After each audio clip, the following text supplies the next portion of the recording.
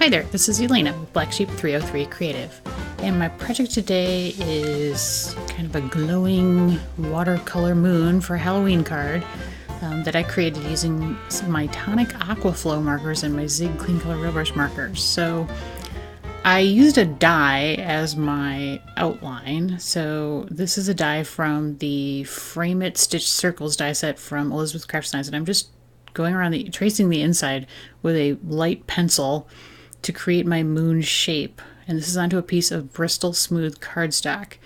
And then I've got kind of a wide flat brush, and I'm going to dip it into some water and then go right around the outer edge of that moon to dampen the paper down just a bit. But I want to leave the moon itself dry so that kind of creates a block between the watercolor and the actual moon. Like the dry paper won't accept the wet watercolor. So that's kind of a trick for keeping something from getting color in it. And so now I'm just going around very watered down lemon yellow Zig Clean Color Real Brush marker, and I'm just going around that moon shape to create sort of a glowing halo effect with a very, very pale yellow color. And then I'm going to switch over to my Tonic Aqua Flow Markers, and this is the Winter Skies set, so it has a blue, a purple, and a black in it. And this is the blue, and obviously I've watered it down quite a bit, and I'm just doing the exact same thing. So I'm going around that halo effect with the blue color and then overlapping just slightly. And then I'm going to darken it down a little bit with some more color and less water. And then I'm going to go to the purple color and do the exact same thing. So you can see I'm not doing any kind of fancy technique, nothing too difficult, just going around and around in a circular manner and then just slightly overlapping the previous color with the new color. And then here's the black, so I'm going to do that a little bit on the bottom of the black, and then I'm going to decide I need to darken this down quite a bit, so I'm going to actually just draw right on the paper with the marker. And that makes it a lot darker. So I do the two upper corners, and then I'm just kind of scrubbing over where I've drawn on the paper with my wet brush to just sort of blend out the color and blend it into the purple color that is above it.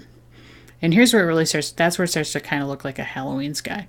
And then I'm going to darken down my purple and do the exact same sort of scrubbing action, just kind of going into the black to blend it out a little bit, and over the blue a bit, and then I'll take the blue and do the exact same thing, go over the purple, just kind of scrubbing around it over to overlap that purple color. And then I will water down the blue quite a bit and overlap most of that yellow glowy color too, just to get kind of all of it to blend nicely together, but still allowing that glowy halo to remain light colored. And then I'll just set this aside to dry.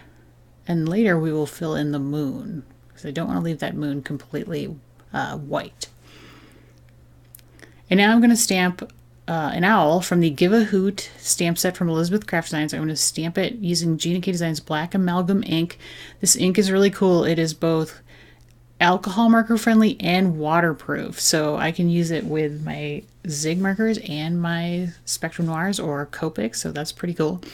Today I'm using my Zig Clean Color Real Brush Markers.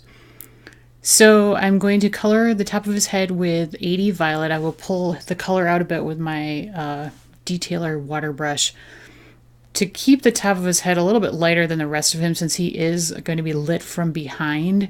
I'm not going to be too crazy about the lighting effect on this guy, but I am keeping it in mind just a little bit.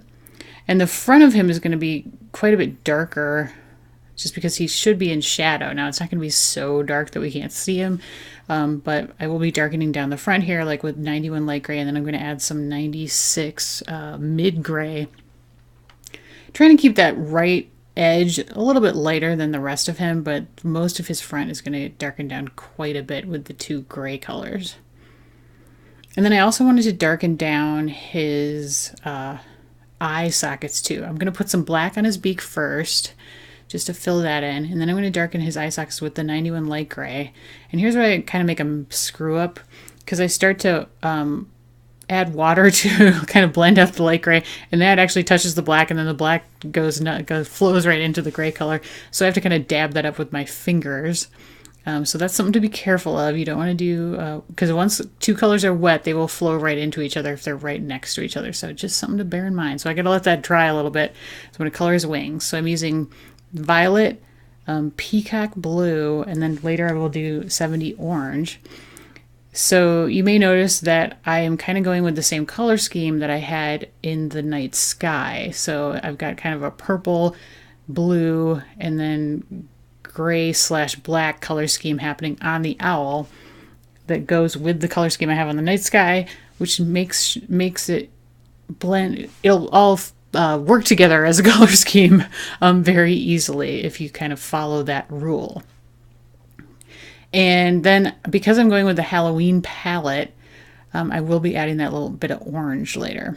Now I'm darkening down his eye sockets again now that his sort of face has dried. And this is going to get lightened up quite a bit with the water. And I will try to blend him again with the 91 light gray. And eventually I want to take some 96 mid gray like right now and just drop it in like a big puddle onto his eye sockets, and that creates kind of a funky effect that you'll see after he's totally dry. And now I'm going to add that orange. So it's just a little bit of that Halloween orange to go with my purple and black sort of traditional Halloween colors on the dots on his chest and then the stripes on his wing to just add in a little bit of that fun orange effect. And now I'm taking my black glaze pen and going over his little eyeballs, his beak, and his legs to help those stand out from the darkness of his body, as well as the background once he's die cut out using the matching dye that you see there. So like kind of a cool shiny effect. Now to complete my background, I'm going to color my moon a little bit. So I'm taking my 91 light gray and I'm just scribbling sort of random shadows onto it, as you know how the moon sort of looks like that. And a little bit along the edge, and then I'm going to blend that out with some water and my detailer brush here. And then I'll go all the way around the entire outline with the 91 light gray and a little bit in the center again, just to help it stand out from that glowing halo background, just to separate it a little bit and also cover up that pencil line from when I traced it out of the die. And then I'll just set that aside to dry again. And then we're almost ready to go. So for my extra pieces, I have die cut a black branch and a black bat out of the Halloween scenery die set from Elizabeth Craft Science. I've also die cut Happy Halloween twice out of orange and white cardstock from the Words 3 Happy Holidays die set. And I sparkled up the Happy Halloween with my Spectrum Noir sparkle marker, the orange version. And then the branch I'm going to do a little bit of surgery on because I don't need quite all the detail that is included on this branch for this card. So I'm going to cut off a few of the areas and just sort of check that out against the background. That seems pretty good. My owl's going to go about there, and then my bat will go up there. And those both have clear double-sided adhesive sheet on the back of them to turn them into stickers, which is really nice with that super detailed dies. Now I'm using my Zig 2A glue pen to layer my orange Happy on top of my white Happy, and I'm trying to offset it sort of to the up and to the left so that the white becomes like a drop shadow under the orange word. So, but really because it's light, it's more like a drop highlight. And that does two things very nicely. It helps it helps it stand out from the background once it's down, and then it also adds kind of that backlit effect to it, which is also kind of cool. Now the white is covered in adhesive sheet on the back, so it turned those into stickers. And that's why it's on the backing sheet, in case you're wondering that.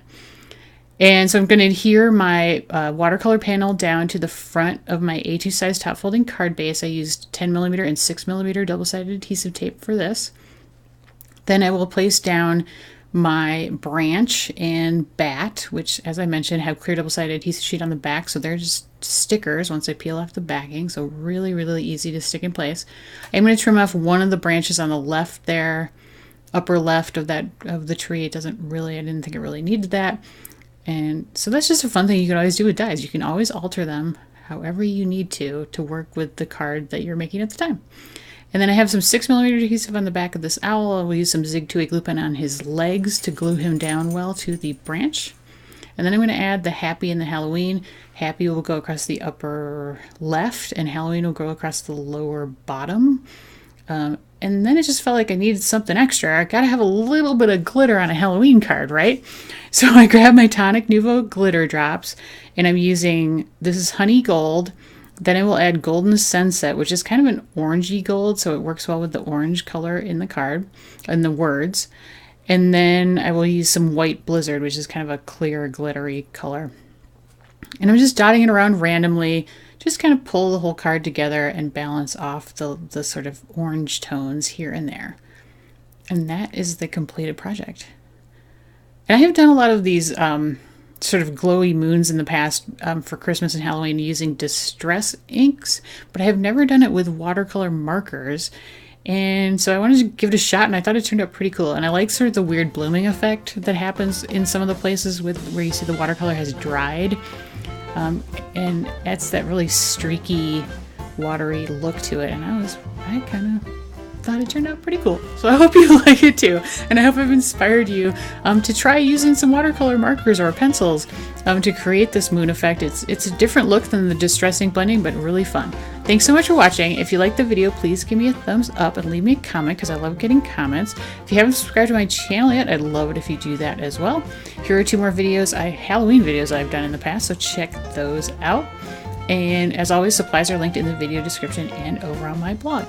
I hope you have an amazing day. Thanks!